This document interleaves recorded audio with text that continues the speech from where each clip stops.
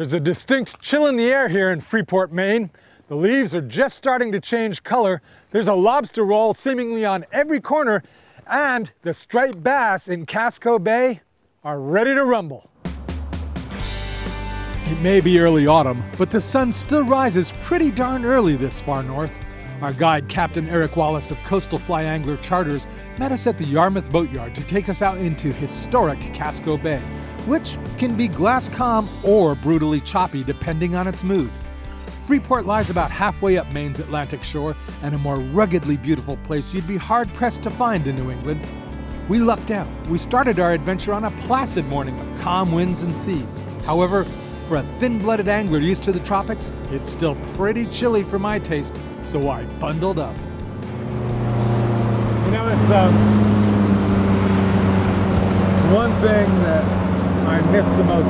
Smell for me is one of the strongest memory triggers. Right. And there is no place in America that smells like the North Atlantic. Oh, I know. Yeah. The salt, the seaweed, even the mud. I mean, it all just combines to make this distinct smell. And as soon as I'm here and I smell it, it's like a flood of memories from my entire childhood and life come back.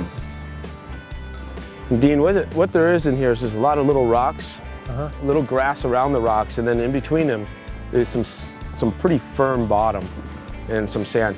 What's happened is the incoming tide has taken from the outer grass beds the little bait and kind of shoved it right up into here. There's going to be a lot of little rain bait in there. They may flash at it a couple times before they commit to it, and if they do, give it a good hard strip. And I might pull you just a little bit more towards 10 o'clock on the boat, 10 to 11. Tides here get pretty extreme. We aren't far from the Bay of Fundy that claims the highest tides in the world at some 50 feet.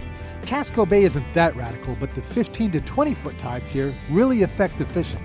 At any moment here, we could see fish just kind of start busting up on the surface along the shoreline, and we'll pull right in on it. Yeah, exactly. That's what they like. Just tap it a couple times. Let it get down in the water column just a little bit. Hooked up.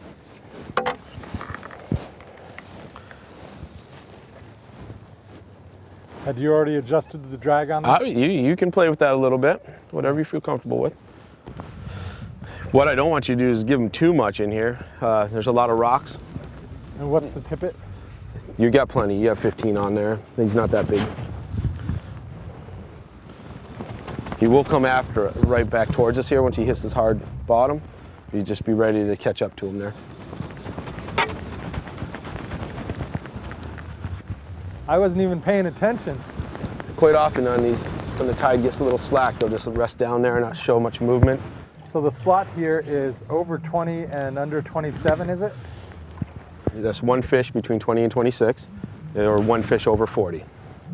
That's our so slot. You can take the granddaddy if you happen to catch it. That's right, but not two fish per day, just one, one or the other. Oh, gorgeous. What a fabulous way to start the morning. Beautiful. What a beautiful fish. Look at that. I want to bring him over towards me. There we go. That is a lovely, lovely striped bass. Yeah, he's got some neat colors on him. Pretty fresh still, you know. That looks like he might be just roaming through the bay. Wow. All right. What a nice, strong fish. Good job. Beauty. Good job. Look at the way he's sticking that dorsal up. Purple. A little laid up bass on a slack tide. A couple of little sea lice still on him. Great. Nice fresh fish. Thank you, sir. You bet. Man. Ready with it. Say goodbye. There we go. Let's get him going again. Oh, there he goes. All right. Whoa! Good job. He was anxious to get back to what he was doing. Absolutely. That's awesome. Thank you so much. What a fabulous one to start. Let's get another. All right.